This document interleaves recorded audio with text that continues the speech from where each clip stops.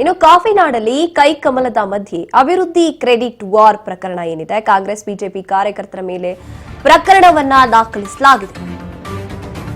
ಕೈಕಮಲದ ಮಧ್ಯೆ ಅಭಿವೃದ್ಧಿ credit war ನಡೆಯಿತು. ಆ ಪ್ರಕರಣ ಈಗ ಕಾಂಗ್ರೆಸ್ ಬಿಜೆಪಿ ಕಾರ್ಯಕರ್ತರ ಮೇಲೆ ಕೇಸ್ ದಾಖಲಿಸಲಾಗಿದೆ. ಸಿಟಿ ರವಿ ಅವರು ರಸ್ತೆ ಕಾಮಗಾರಿ ವೀಕ್ಷಣೆಗೆ ಅಂತ ಹೋಗಿದ್ದಂತ ವೇಳೆ ಗಲಾಟೆ ನಡೆಯುತ್ತೆ.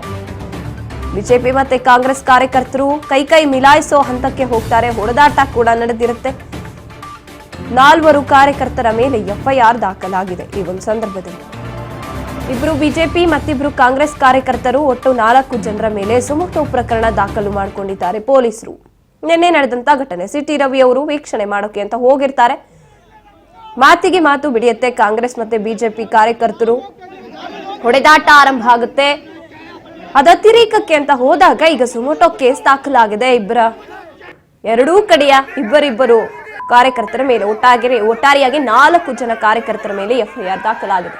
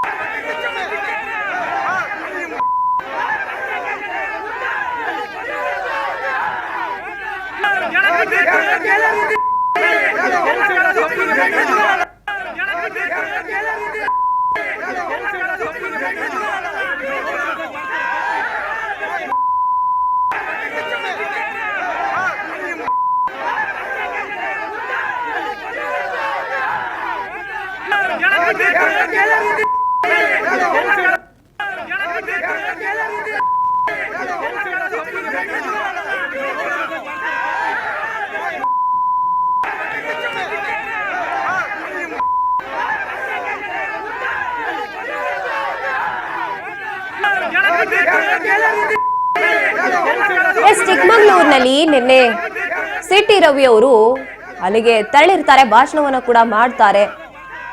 ಪೊಲೀಸ್ ಠಾಣಾ ವ್ಯಾಪ್ತಿಯಲ್ಲಿ ಹೀಗೆ ಮಾತನಾಡ್ತಾ ಇದ್ದಾಗ ಕಾಂಗ್ರೆಸ್ ಮತ್ತೆ ಬಿಜೆಪಿ ಕಾರ್ಯಕರ್ತರಿಬ್ರು ಕೂಡ ಅಲ್ಲಿ ಇರ್ತಾರೆ. ಯಾವುದೋ ಒಂದು ವಿಚಾರಕ್ಕೆ ಹೀಗೆ ಮಾತನಾಡ್ತಾ ಅದು ಕೈ ಮಿಲಾಯಿಸುವಂತ ಹಂತಕ್ಕೆ ತಲುಪುತ್ತೆ. ಅದಾದ್ಮೇಲೆ ಹೊಡೆದಾಟ ಬಡಿದಾಟ ಎಲ್ಲವೂ ನಡೆಯುತ್ತೆ. ನಿಜಕ್ಕೂ ಒಂದು ರೀತಿಯಾಗಿ ಇಬ್ಬರು ಕಾರ್ಯಕರ್ತರು ಕೂಡ ಇದು ವೈಯಕ್ತಿಕವೋ ಅಥವಾ ರಾಜಕೀಯ ದೃಷ್ಟಿಯಿಂದ ಈ ರೀತಿಯ ಕಿತ್ತಾಡಿದ್ರು ಅನ್ನೋ ರೀತಿಯಾಗಿ ಹೊಡೆದಾಟಕ್ಕೆ ಆರಂಭ ಮಾಡ್ತಾರೆ. ಅದಾದ ನಂತರದಲ್ಲಿ ಈಗ ಸುಮೋಟೋ ಕೇಸ್ ದಾಖಲಾಗಿದೆ. ಬಿಜೆಪಿಯ 2 ಕಾರ್ಯಕರ್ತರು ಜೊತೆಗೆ ಕಾಂಗ್ರೆಸ್ನ 2 ಕಾರ್ಯಕರ್ತರ ಮೇಲೆ ರಾಂಪುರ ರಸ್ತೆಯಲ್ಲಿರುವಂತಹ ಪೊಲೀಸ್ ಠಾಣೆಯಲ್ಲಿ ಪ್ರಕರಣ ದಾಖಲಾಗಿರುವಂತದ್ದು. ಇಲ್ಲಿ ನಿಜಕ್ಕೂ ಕೂಡ ಸಿಟಿ ರವಿ ಅವರು ಕೂಡ ಅವರಿಗೆ ಇದ್ಯಾವುದರ ಅರಿವು ಕೂಡ ಇರೋದಿಲ್ಲ.